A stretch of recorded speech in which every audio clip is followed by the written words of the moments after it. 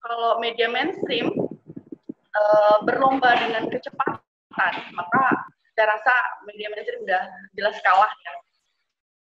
Karena gini, semua orang sekarang sudah punya alat.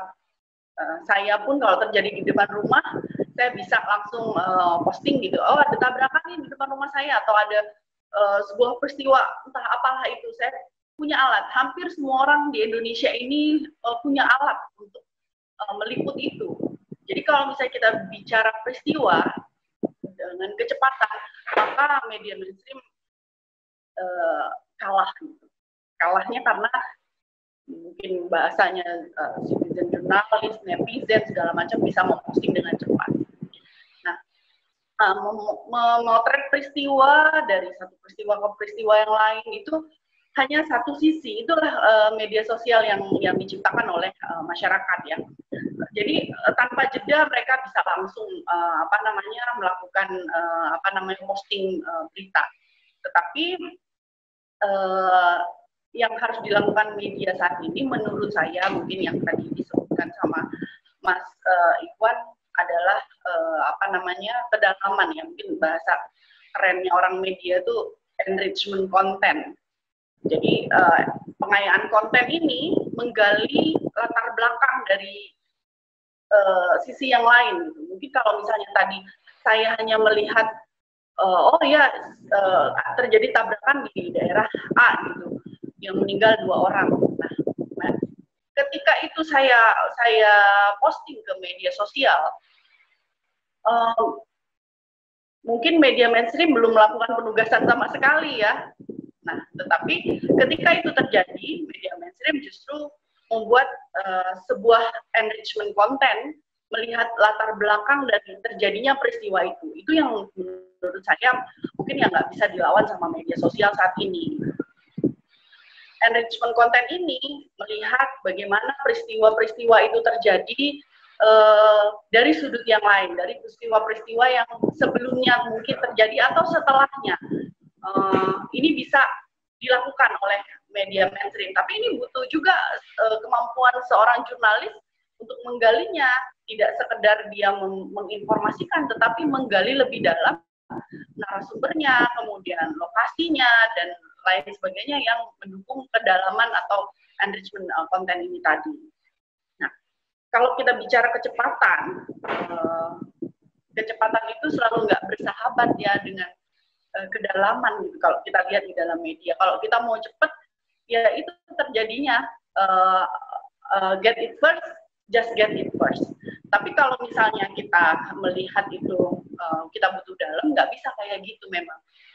Dalam itu butuh waktu, butuh butuh lebih fokus, ya seperti yang tadi Mas Iwan bilang, nggak bisa nih kayak gini, harus ada prosedurnya. Kalau kita mau kembali kepada ingin memperoleh sebuah berita yang akurat, yang memang betul-betul valid, ya kita harus melewati proses-proses yang disebutkan Mas Iwan. Nggak bisa kayak begitu gitu, nggak bisa langsung main istilahnya jebret-jebret, posting berita, ditambah lagi tulisannya sepotong-sepotong, nggak utuh gitu. Nah, tugasnya si mainstream ini membuat sebuah berita menjadi utuh dalam dimengerti, sehingga para pembaca bisa cerdas gitu melihatnya dari semua sisi gitu. Ya, itu catatan saya. Kemudian di sini ya karena kita lihat media sosial ini membanjiri informasi di internet gitu yang kita lihat. Nah, perlu bagi kita memang untuk kembali lagi melihat, mensosialisasikan, kemudian memberikan pengarahan kepada setidaknya orang-orang di sekitar kita bahwa kalau untuk mencari berita ya memang harus ke mainstream. Karena media sosial itu dia tidak punya aturan, tidak punya regulasi, tidak punya kode etik. Saya yakin kalau misalnya kita semua bisa kembali ke eranya membuat berita itu dalam konteks yang sesuai dengan prosedur, dengan teknologi yang sekarang, itu akan lebih keren lagi. Kemudian media sosial itu meskipun bisa memberikan kecepatan informasi kepada kita, tapi secara konten belum dapat dijadikan sebagai berita yang dipercaya ya. Nah, permasalahan literasi. Nah, ini yang masih menjadi sesuatu yang sangat berat bagi kita semua, tugas kita semua untuk kemudian mengajak orang-orang di lingkungan kita mulai aware dengan literasi media. Nah, kebutuhan kita sangat besar terhadap media mainstream karena sekarang sudah begitu banyak berita yang beredar yang tadi pembodohan kata Mas Iwan tadi. Kita sudah terlalu banyak berita ini kita serap, kadang-kadang sepinter-pinternya orang ada keplesetnya juga dengan berita-berita media sosial, apalagi menjelang pemilu kemarin, keluarga, tetangga saling musuh-musuhan, itu sumbernya cuma media sosial tadi yang tidak ada kontrolnya, tidak ada penanggung jawabnya. Nah, ini orang-orang media ini mulai harus melirik nih, bagaimana mengembalikan itu tadi ya, ke ranahnya. Apakah memang butuh kompetensi, sertifikasi kompetensi yang betul-betul bisa diandalkan, karena kalau negara lain segala profesi kan sudah ada kompetensinya gitu, sertifikasi kompetensinya. Ini mulai harus kita pikirkan bersama nih, bagaimana menciptakan atau membentuk wartawan-wartawan yang memang berkompetensi, tidak hanya sekedar secara teknis, tetapi menulis, bagaimana mewawancara dan lain-lain, tapi analisanya juga harus kuat ya. Kemudian tadi disebutkan juga tentang clickbait ya, tentang clickbait ini menurut saya sih jenis hoax ya. Kalau hanya memberikan judul tapi isinya nggak sesuai, ini lambat laun kita juga akan menyadari bahwa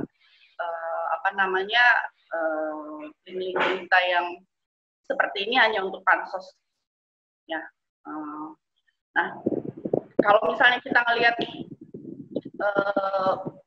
media mainstream sekarang ramai sekali mengambil source dari media sosial, kita perlu pertanyakan bagaimana kredibilitas dia. Karena kan kita butuh trust ya, kalau misalnya trust itu tidak terbangun, maka kita nggak bisa pakai media itu lagi untuk dijadikan sebagai sesuatu untuk dijadikan acuan untuk mencari berita yang benar. Kalau saya nggak lebih ke lama-lama orang akan sadar kok dengan clickbait ini bahwa memang hanya untuk menarik, hanya untuk pansos istilah anak muda sekarang ya. Kemudian tadi Mas Iwan juga menyebutkan skeptis, kepo. Nah ini kita sikap kepo-nya ini nggak dalam ranah yang Mas Iwan katakan. Keponya ya kepo-kepo nggak jelas gitu.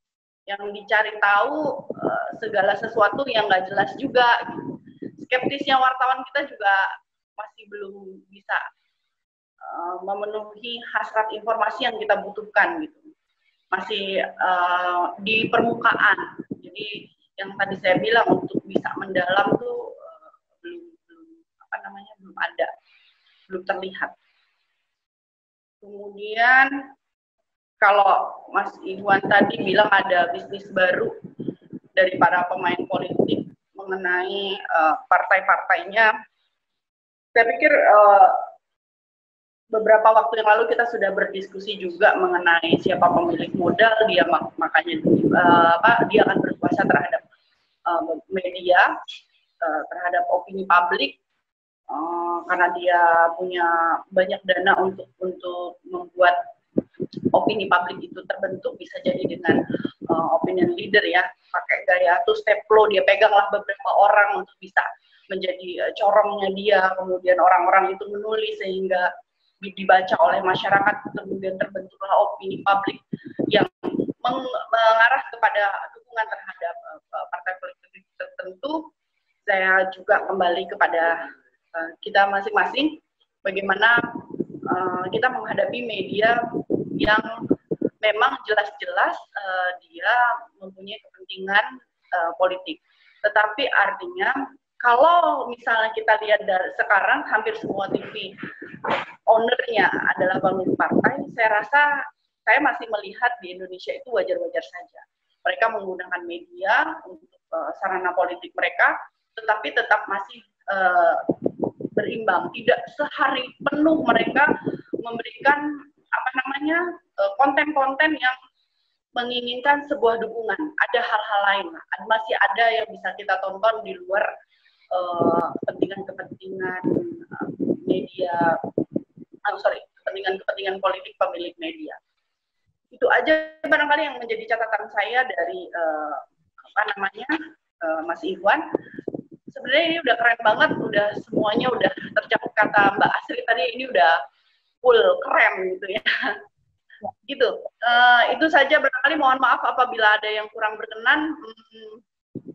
Salam literasi buat semuanya. Assalamualaikum warahmatullahi wabarakatuh. Silakan Mbak Asri. Terima kasih Mbak Iko. Tadi saya mau mutusin tapi nggak enak gitu. Tadi ada beberapa juga yang akhirnya aku highlight lagi dari Mbak Iko. Yang pertama yaitu media sosial bukanlah masalah untuk media mainstream sebenarnya. Sebenarnya keduanya masih bisa bisa berkolaborasi dalam simbiosis mutualisme. Lalu tadi juga Mbak Iko dan Mas Iwan meng-highlight mengenai jurnalis harus memiliki sertifikasi kompetensi, memiliki sense of value dan juga kode etik yang membedakan tulisan jurnalisme dengan awam. Lalu juga kritik juga untuk kita sebagai orang awam, harusnya kita meningkatkan literasi media dan juga meningkatkan awareness terhadap mana berita yang hoax dan tidak, dan juga mengingat media sosial hanyalah satu arah informasi gitu ya. Sedangkan media mainstream harusnya bisa memberitakan dari berbagai sisi yang bisa meningkatkan engagement pada konten tersebut. Nah, itu tadi dari Mas Ikhwan dan juga Mbak Iko yang sudah sangat lengkap. Kita ada satu lagi nih penanggap, yaitu Mbak Meta. Tapi punten Mbak, mungkin aku batasi sekitar 10 menit ya, 10-15 menit. Mbak Metanya hilang. Baiklah, mungkin ada masalah teknis di Mbak Meta. Aku lihat di grup chat dulu kali ya, mungkin ada beberapa pertanyaan. Ini tadi ada satu dari Mas Supriyanto, untuk Mas Ikhwan dan juga Mbak Iko. Bagaimana ya. Mbak Meta sudah bisa? Ya, sudah.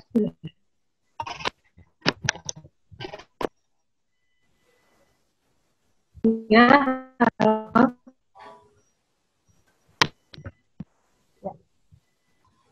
Oke, Mbak Meta, mungkin bisa ditanggapi dulu 10-15 menit.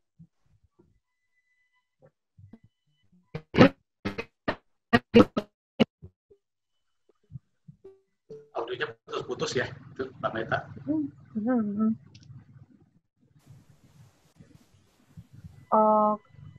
Mbak Meta? Audionya nggak dengar, Mbak. Tidak terdengar, Mbak, putus-putus.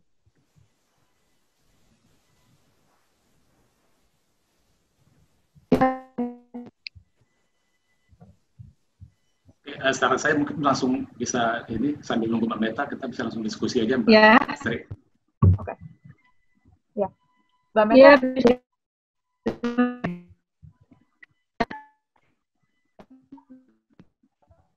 Oke. Kita mungkin bisa menjawab satu pertanyaan dulu ya Mas Ikhwan, sebelum Mbak Meta koneksinya jelas.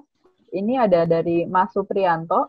Bagaimana menyikapi berita-berita yang didapatkan dari grup WA sehingga kita tidak terjebak dalam opini berita tersebut dan menyebarkannya ke grup WA lain?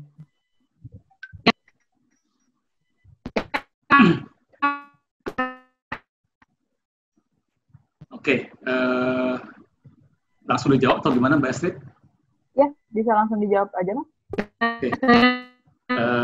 Terima kasih ya. Saya mencoba jawab dari Supriyanto ya. Bagaimana menyikapi berita-berita yang didapat dari grup-grup WA. Nah, sebenarnya kalau tadi dari materi yang sudah saya sampaikan, sudah jelas sebenarnya bahwa memang informasi ataupun data yang ada di media sosial itu boleh kita jadikan konten sebagai sumber informasi ya, tapi tidak boleh langsung kita pakai menjadi langsung diberitakan gitu saja tanpa ada proses verifikasi. Mungkin saya bisa cerita pengalaman di tempat saya misalnya, ini agak promosi sedikit Mbak, mungkin di tempat saya itu di CNN Indonesia, kita punya satu departemen sendiri yang namanya RACI gitu ya. RACI itu kepanjangan Right and Clearance. Jadi emang departemen RACI ini tugasnya adalah melakukan verifikasi terhadap data-data atau sumber informasi yang mau kita pakai dari media sosial. Jadi kalau misalnya kita mau kutip ini dari media sosial gitu ya, dari Facebook atau apa, nah si produser programnya biasanya akan minta dulu ke RACI-nya untuk ngecek.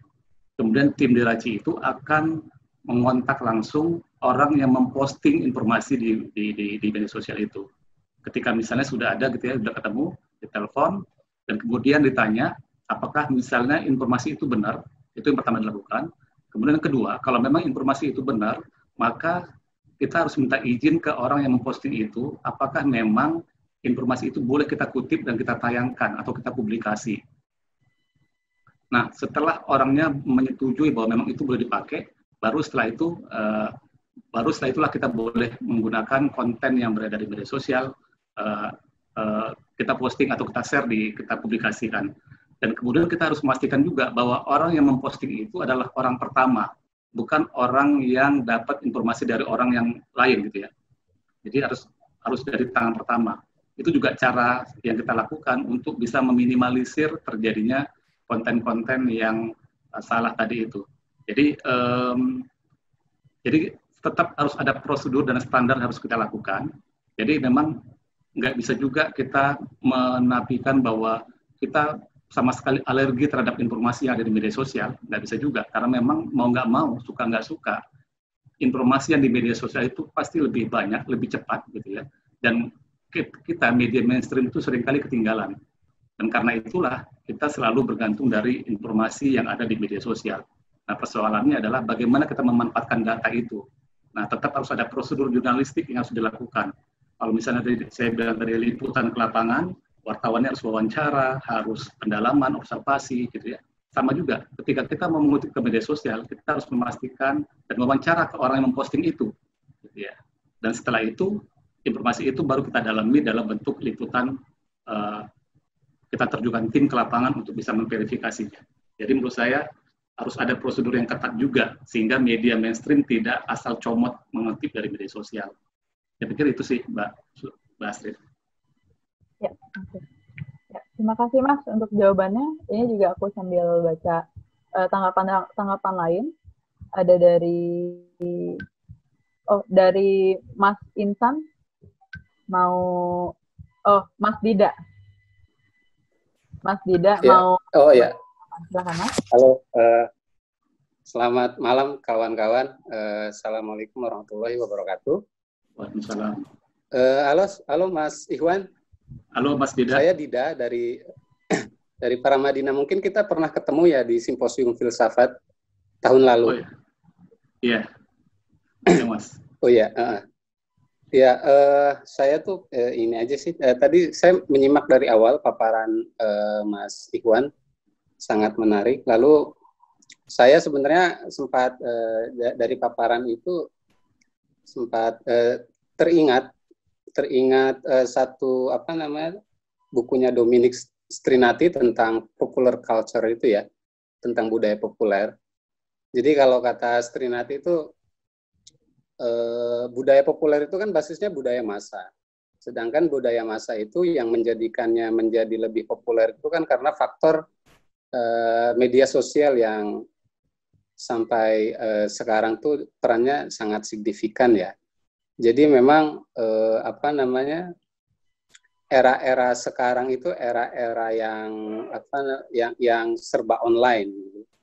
Bahkan saya berpikir ya forum-forum ya tadi Mas Ikhwan juga bicara tentang media sosial, terus bagaimana orang ikut meramaikan media sosial melalui YouTube dan sebagainya, lalu televisi dan sebagainya gitu ya.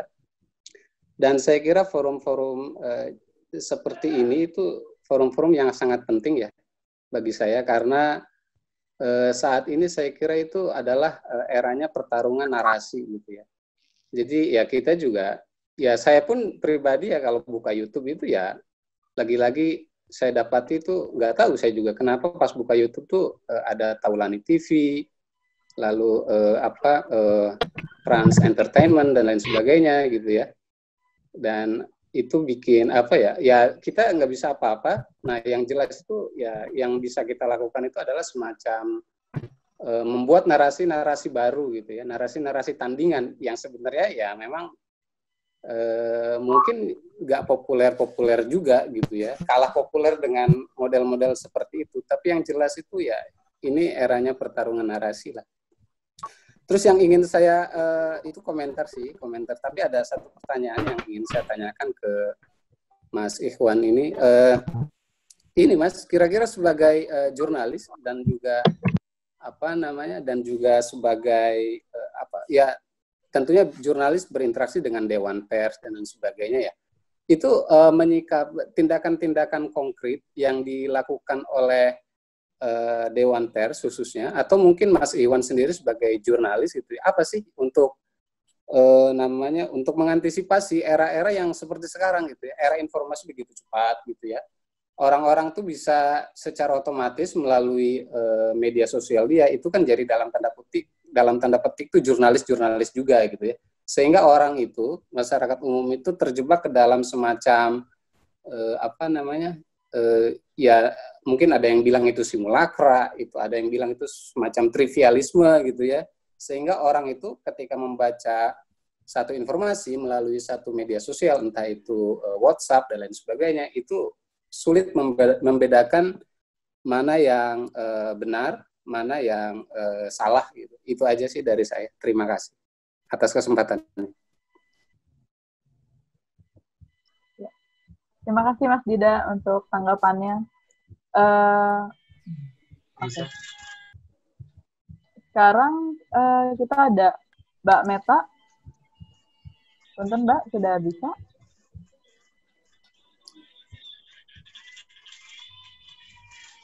Bisa bertanya? Oke. Mungkin Mas Ilham. Ya.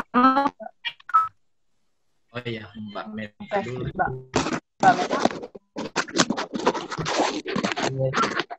Ya, Mbak.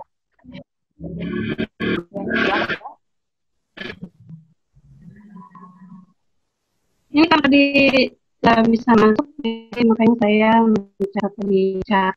Mungkin kalau Mas Iwan dari sisi medianya saya lebih khusus ke jurnalis, jadi lebih memandang sisi dari nasibnya seperti apa.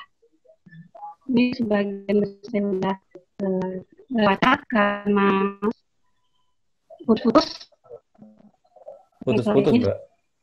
Sekarang udah kedengeran belum? Ya, udah clear belum?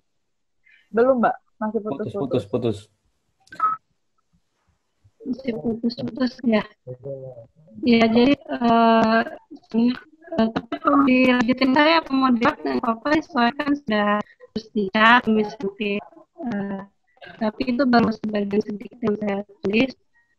Jadi mungkin takutnya aja, maksudnya kalau tanya jurnalis di mainstream itu nanti depannya saja sedikit akan lemah karena benarnya media sosial. Sedangkan di mainstream itu jika Anda harus membuat gebrakan atau mencari inovasi atau memantau media sosial dan mengkritisi korennya gitu.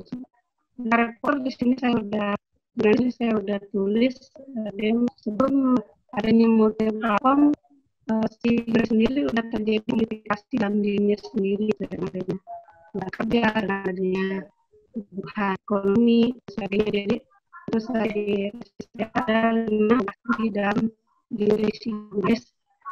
Ini disebut jadinya multifaktor ya.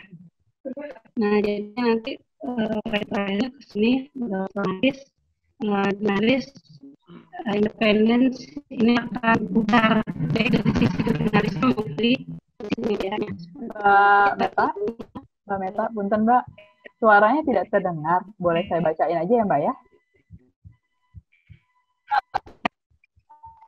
Mbak Meta, suaranya putus-putus Mbak, nggak kedengaran dari tadi.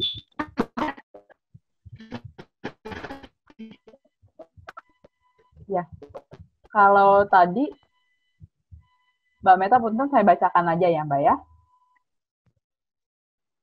Mbak Meta tadi melihatnya dari sisi jurnalisnya, melihat jurnalis dan independensi jurnalis terancam punah. Jadi punahnya jurnalis ini disebabkan oleh kurang lebih ada 5 komodifikasi pekerja, antara lain penugasan mencari iklan, di mana jurnalis dibebankan untuk mencari iklan oleh perusahaan, dan juga terpaksa dilakukan karena adanya desakan dari perusahaan. Ini juga jurnalis diwajibkan untuk mendapatkan iklan nyaris 200 juta setiap bulannya. Jadi jurnalis tidak lagi independen. Lalu hasil komodifikasi ini ditemukan pada Mbak Meta pada saat menyusun tesis, diperdalam lagi dan dipublikasikan dalam Proceeding Atlantis Press di tahun 2018. Lalu kedua alasan mengapa independensi jurnalis juga terancam punah, sebagian sudah melakukan praktek broker konferensi pers baik secara inisiatif sendiri maupun diminta oleh perusahaannya. Gitu. Misalnya seorang jurnalis mengajukan diri atau meminta tolong kementerian atau perusahaan A untuk mengkoordinir teman-temannya untuk mengadakan konferensi pers. Jadi pembahasan jurnalis yang menjadi broker ini juga sudah dipresentasikan di Universitas Utara Malaysia. Oke, kurang lebih itu dari Mbak Meta. Tadi fokusnya lebih dari sisi jurnalisnya. Oke, mungkin ada penanggap lain. Tadi Mas Ilham ingin bertanya. Boleh. Baik, terima kasih. Assalamualaikum warahmatullahi wabarakatuh. Ya, menarik sekali perbincangan malam ini. Kebetulan saya lagi melihat-lihat di Facebook, betul. Di daerah saya itu ada 2 hal sebenarnya yang terjadi ketika saya bertanya dengan teman-teman yang di jurnalis dan para akademisi yang melihat bahwa bagaimana media sekarang cenderung kita pakai peristiwa COVID ya, bikin gaduh gitu kan, media bikin gaduh, ditambah Facebook jadi provokator gitu kan. Jadi di masyarakat itu terutama mereka yang akar rumput yang tidak tersentuh dengan media mainstream, hanya membaca di Facebook, ya itu yang memprovokatori bagaimana BLT dan lain-lain sebagainya. Tidak ada hadir wartawan di situ, yang ada cenderung hanya pesan-pesan yang dibuat menjadi sebuah hal yang bisa berpengaruh gitu. Ya mungkin bisa ditanya ya, mungkin di daerah saya, mungkin di Sulawesi Selatan, apa penyebab terjadinya masalah yang ada sekarang ini? Ya kemungkinan sebagian besar disebabkan oleh provokasi dari media sosial yang terjadi dengan apalagi peristiwa keluarganya, peristiwa apanya, dia mengungkapkan sendiri di Facebook, akhirnya. Nah, datanglah media mainstream yang seperti yang dikatakan tadi, media mainstream juga sekarang ini berat gitu kan. Di satu sisi apakah karena pemerintah juga kelihatannya kebingungan untuk memberitakan mana yang sebaiknya kepada masyarakat, ditambah terus terang ya Mbak, saya berteman dengan beberapa teman yang pemilik media yang dulunya bagus-bagus, media mainstream, sekarang ya apakah pertarungan antara idealisme mereka sendiri dengan harus membayar karyawan yang begitu banyak untuk ya itu menjadi dilema juga. Jadi Mas Ikhwan mungkin bisa menjadi menarik benang merah apa sebenarnya yang terjadi. Sebenarnya saya sangat dengan peristiwa COVID ini, itu media mainstream itu bisa kembali menjadi roh pemberitaan supaya ada pusat berita yang dimiliki oleh masyarakat, tapi ternyata itu tidak mampu didapat momennya oleh wartawan, teman-teman wartawan di media mainstream. Itu yang saya tangkap. Seandainya mereka bisa, mungkin bisa kembali menjadi kekuatan yang utama, tapi sekarang mereka dikalahkan oleh medsos. Ya. Oke, itu aja Mas Iwan, itu yang saya dapatkan sebenarnya perjalanan saya keliling-keliling melihat dan saya mendapatkan itu. Makasih. Terima kasih Mas Ilham untuk pertanyaan dan tanggapannya. Mungkin ada Mas Iwan atau Mbak Iko yang ingin menanggapi?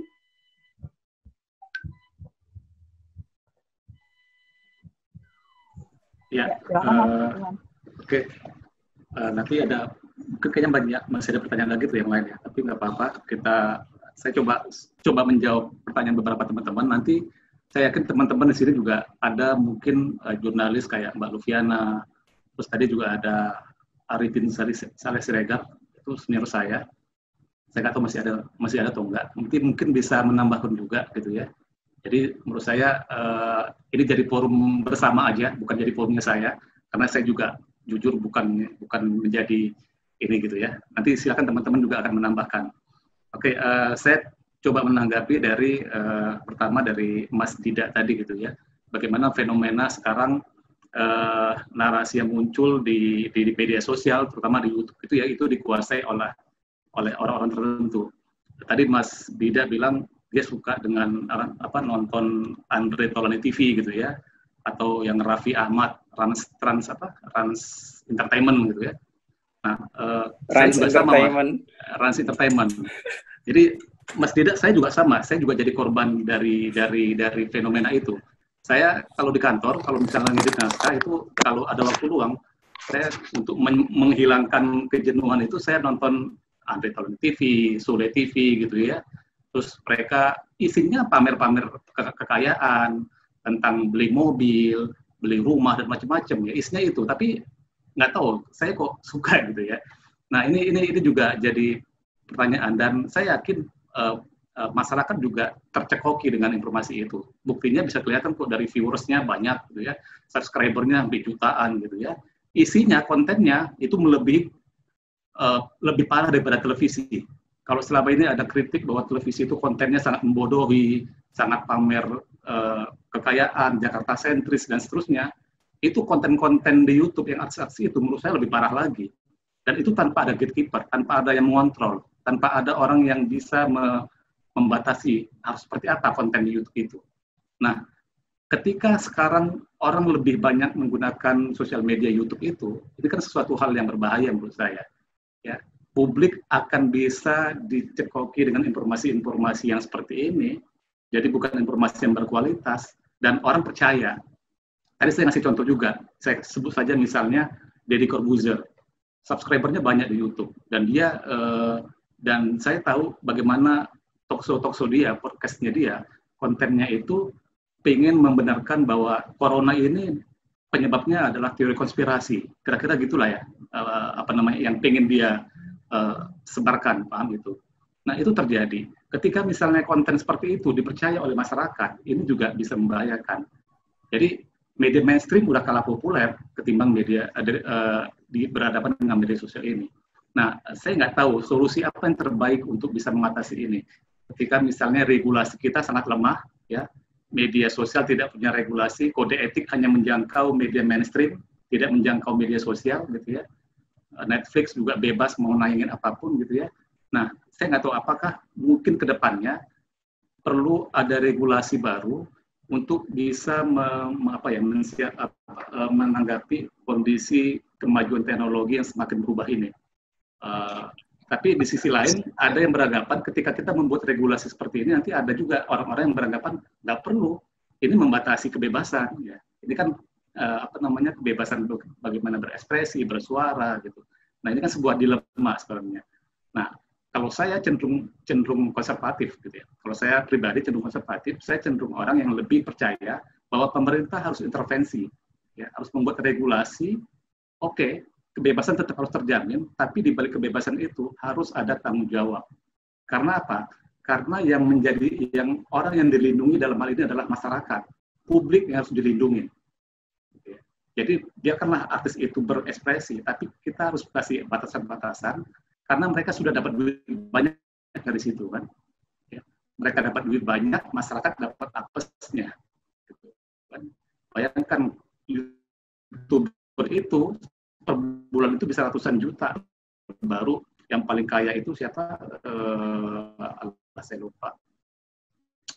Suami istri gitu ya. Ledek. Nah, itu yang fenomena yang terjadi dan mungkin menurut saya perlu ada aturan yang bisa mengatur itu. Kalau kita hanya membuat counter narasi yang sifatnya hanya kecil-kecil, menurut saya agak susah, gitu ya.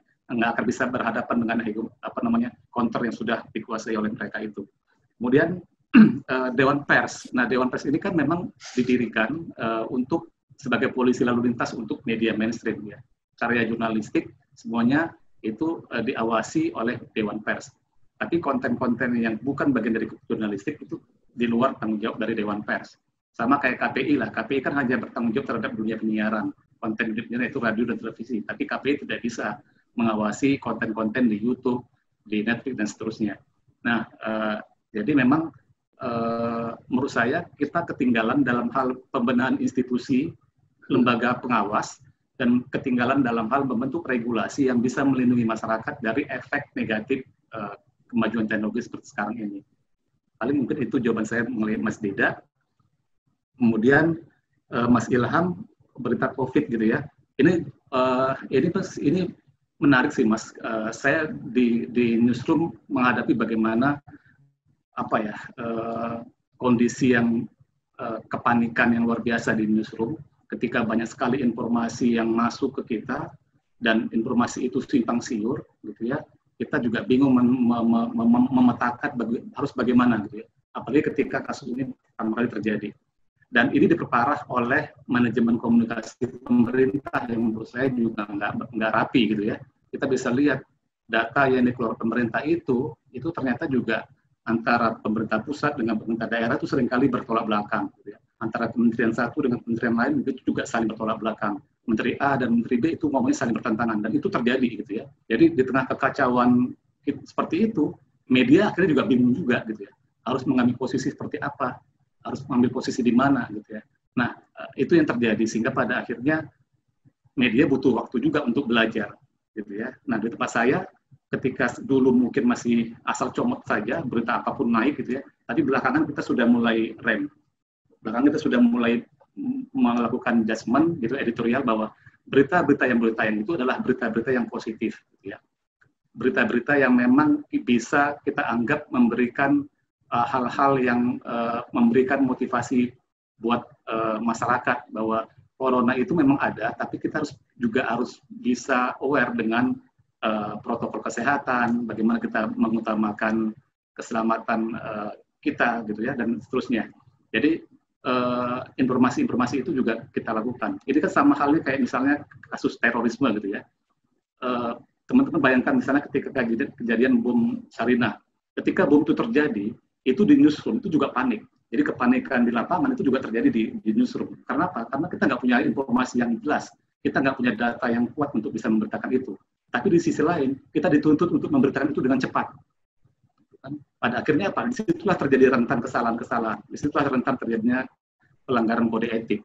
Sehingga pada akhirnya ya banyak kesalahan-kesalahan yang terjadi dan butuh waktu untuk bisa memperbaiki kualitas pemberitaan. Dan itu juga saya pikir terjadi juga di banyak media.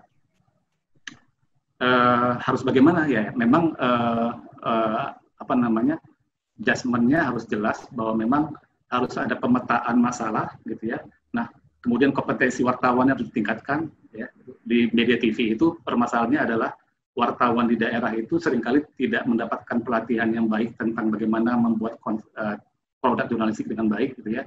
Tidak mendapatkan uji kompetensi jurnalistik misalnya, mereka tidak mendapatkan pendidikan jurnalistik yang baik sehingga pada akhirnya konten-konten yang diberitakan ya konten yang sangat-sangat kurang berkualitas, kira-kira gitu. Saya pikir itu Mbak Aslit, mungkin dari teman-teman yang lain, Mbak Lufiana, ada Pak Arifin, mungkin bisa menambahkan buat sana juga. Silakan. Ini dari Pak Laurentius Reresi. ingin menanggapi, silakan Pak. Baik, terima kasih Mas Ikhwan, Mbak Astrid. Saya di Sorong, Papua Barat. Jadi saya wartawan, salah satu wartawan yang sudah cukup lama, dari tahun 98, bekerja di Papua, Papua Barat, mencari data dan menghimpun data, serta memberitakan informasi. Nah, di Papua Barat ini, kami masih berpegang teguh pada kode etik jurnalistik. Artinya, bekal yang kami pegang, atau kunci pegangan dari kami adalah kode etik jurnalistik. Nah, jika itu lepas, maka berita-berita yang kami muat tidak dipercaya oleh masyarakat. Kemudian tadi yang disampaikan oleh Mas Iwan soal media sosial, artinya di media sosial yang tadi dibedakan tidak ada kode etik jurnalis yang mereka punya. Nah, di media mainstream ini kita punya kode etik jurnalistik ini. Sehingga pembaca lebih yakin dan percaya pada wartawan yang memberitakan atau menyampaikan informasi secara faktual dan objektif.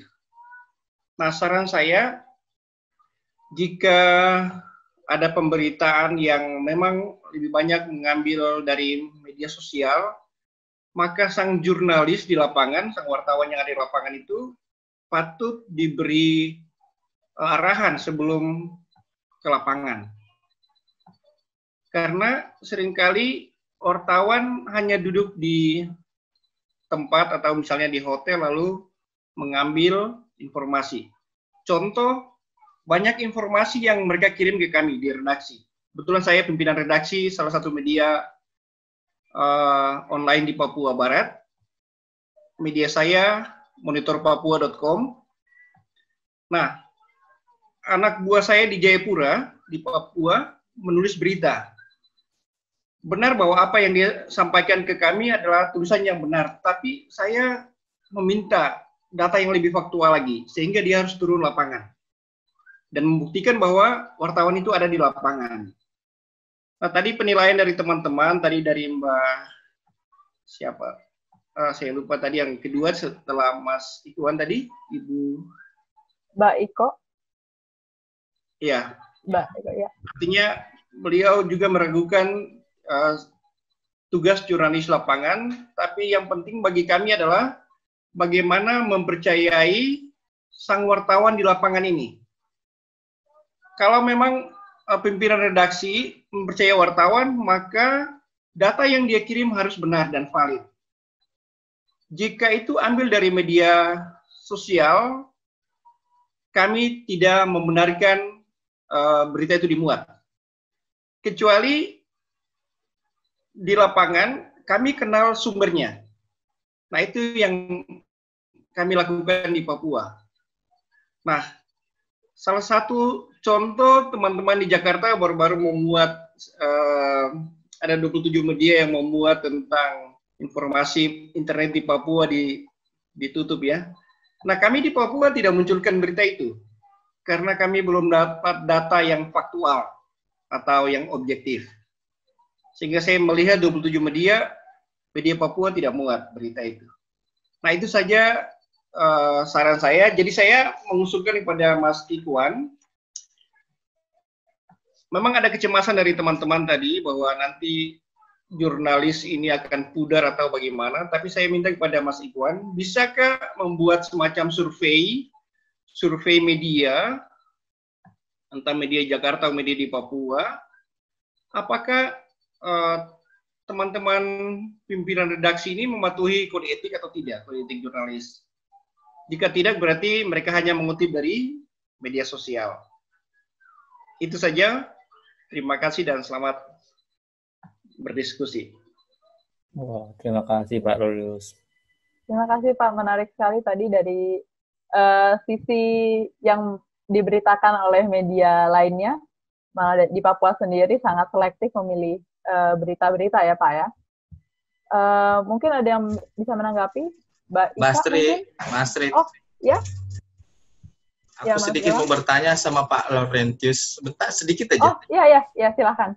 Pak Laurentius, Bapak menghidupi media Bapak dari mana? Apa ada afiliasi dengan pemerintah atau gimana? Tidak, saya independen. Independen karena saya membuat media sendiri. Artinya dulu saya kerja di media tabloid Kontras Jakarta sebagai biro di Papua Barat. Kemudian saya coba mencari dana sendiri, ya, mencari uang sendiri lewat kerja keras saya, sehingga saya membuat media ini, media online. Nah, visi misi saya adalah memberitakan yang benar. Artinya tidak menjelek-jelekan pemerintah, tetapi berada pada posisi yang netral. Sebagaimana tadi Mas Ikhwan sampaikan bahwa harus independen dan benar-benar independen. Maafkan kalau saya bertanya begitu Pak Laurentis, karena menjaga idealisme itu sekarang agak sulit gitu. Tanpa harus berafiliasi dengan iklan-iklan pemerintah biasanya. Makasih Pak Laurentis. Oke, terima kasih juga Mas Ilham dan tanggapannya Pak Laurentius. Mungkin ini ada pertanyaan dari Mas Arifin Siregar. Bisa langsung ditanyakan, Mas?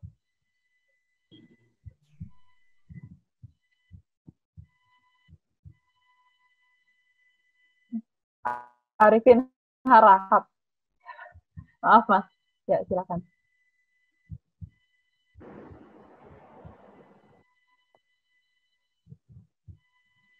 Mas Arifin?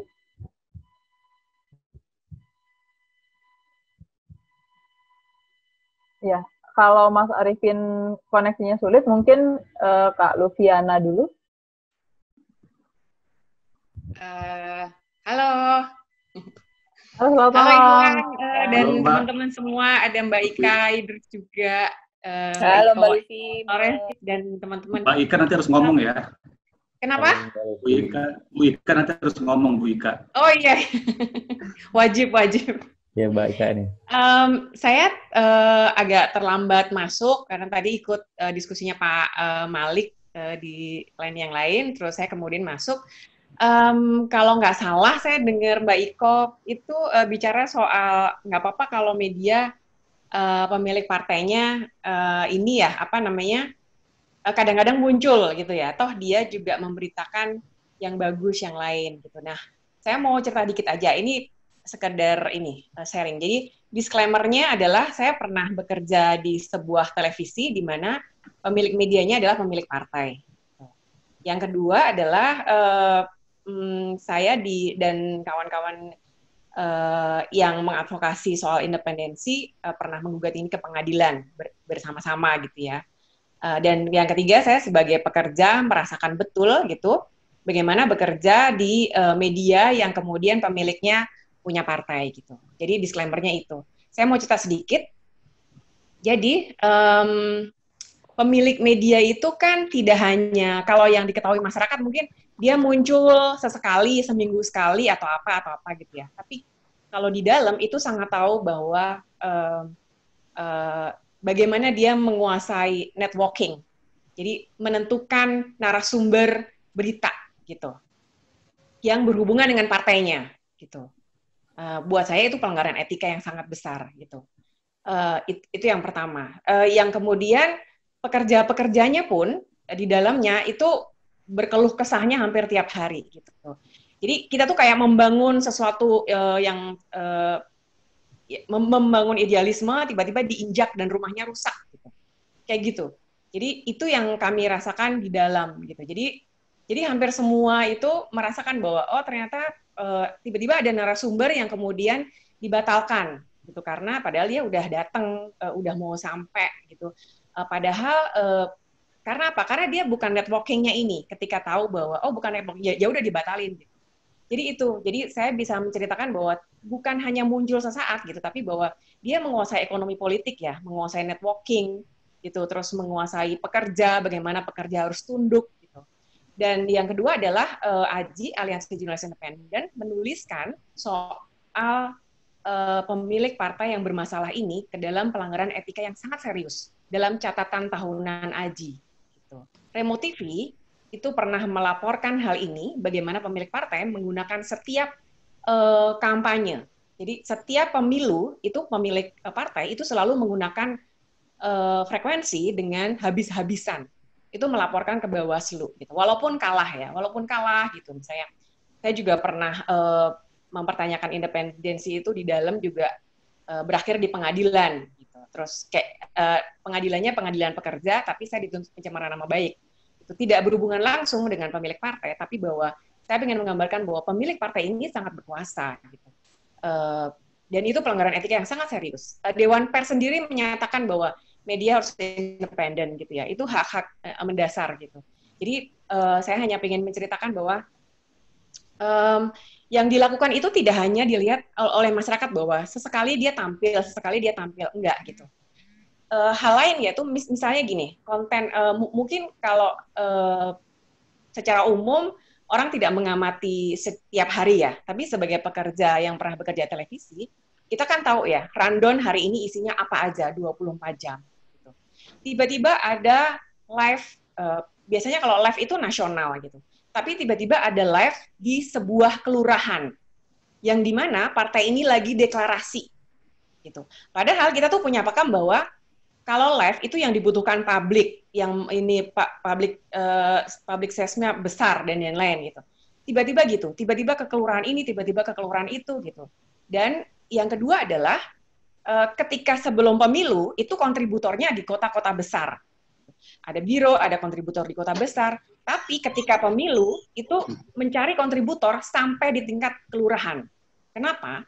Karena pingin membuka jalan gitu untuk pemberitaan partai ini pemiliknya gitu.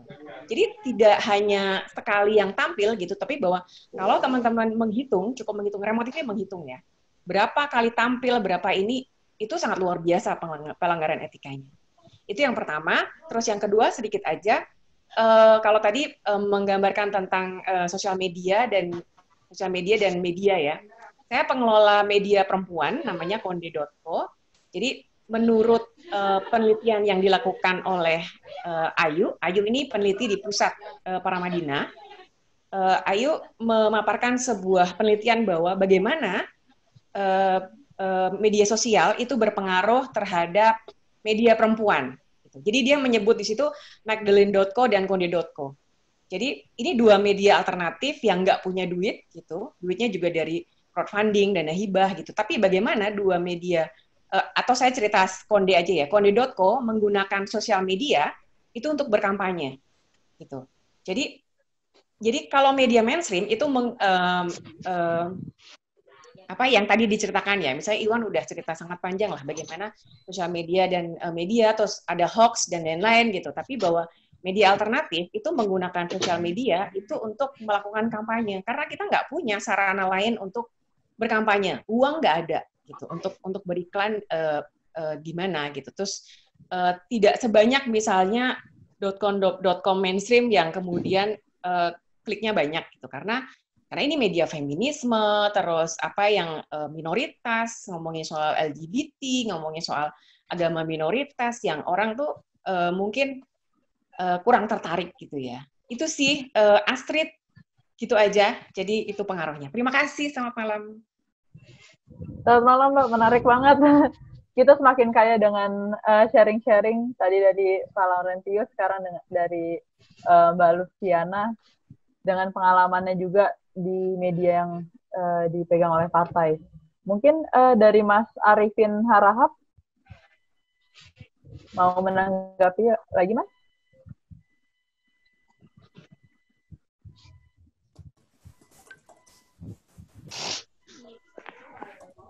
Ya, Mas Arifin? Oke. Ini ke depannya Mbak Luciana bisa ngisi juga kali ya, Mbak ya? Tentang gender dan juga pengaruhnya di media. Nah, langsung ditolong aja.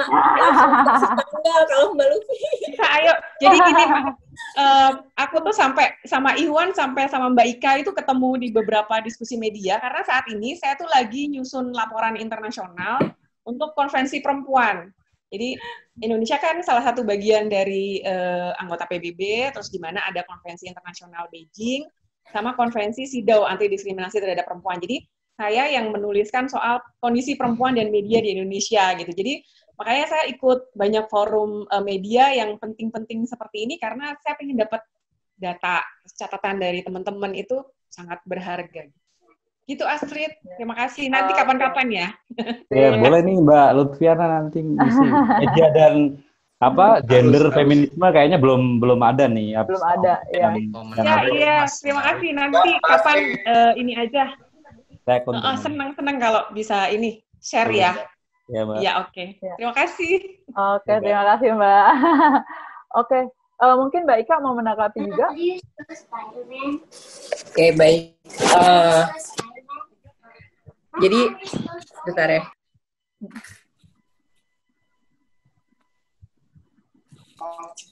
Oke, saya sebenarnya ke sini tuh mau dengerin Mas Iwan ya.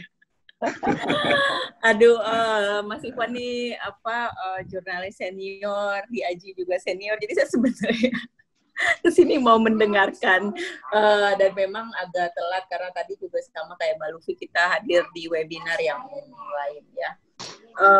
Apa yang mohon maaf saya nggak ikut dari awal ya, tapi sempat dilihat sedikit slide-nya gitu ya. Sebenarnya 2017 itu saya pernah nulis di Pikiran Rakyat waktu itu. Karena saya coba ke media-media yang lain, nampaknya kurang cocok. Kalau kita nulis tentang ngeritik media, di media itu kayaknya kurang cocok. tapi sama Pikiran Rakyat waktu itu diangkat. Cuma saya kalau kita lihat sekarang memang banyak yang bilang gitu ya bahwa dengan adanya internet, media sosial gitu, kita masih perlu nggak sih jurnalisme ini gitu ya. Jadi banyak yang ngapain toh kita bisa akses informasi di media sosial, di WhatsApp gitu ya. Kadang-kadang memang banyak jurnalis dadakan gitu ya. Nah, tapi saya saya ingat sekali, saya suka sekali dengan buku The Element of Journalism karya Kovac dan Rosenstiel. Ini kayaknya kalau mahasiswa jurnalistik bacaan wajib, tapi saya menyarankan untuk baca yang edisi terakhir. Jadi bukunya itu memang karena kayak bacaan wajib gitu ya. Jadi ini direvisi terus gitu. Yang terakhir saya baca memang itu tahun 2014. Mereka bilang bahwa sebenarnya dengan keberadaan internet, dengan keberadaan media sosial, ini tidak menjatuhkan jurnalisme. Tapi jurnalisme itu diangkat ke tempat yang lebih tinggi statusnya gitu ya. Kalau dulu jurnalis ini mencari data gitu ya, cari informasi, sekarang tuh sebenarnya sudah banyak. Jadi mereka diangkat ke tempat yang lebih tinggi itu sebagai apa? Sebagai verifikator informasi.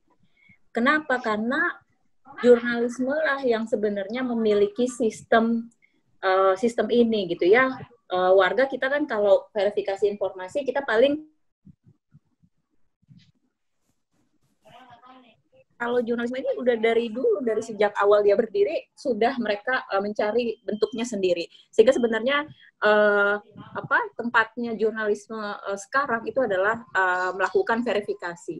Jadi kalau dia dulu bilang disiplin verifikasi, kalau sekarang dia bilang ini harusnya tugasnya kan data, informasi itu udah dari mana-mana. Nah, tugas jurnalisme ini adalah memverifikasi. Tugas yang kedua sebenarnya membantu warga gitu ya, untuk memaknai mana informasi yang penting dan mana yang nggak penting gitu ya. Sekarang ini kan tadi di slide-nya Mas Ikhwan tulis mengenai clickbait gitu ya. Karena memang media juga rame-rame pengen diklik gitu ya. Semakin banyak kliknya, semakin banyak hitsnya, mungkin lebih bagus dia jualan gitu.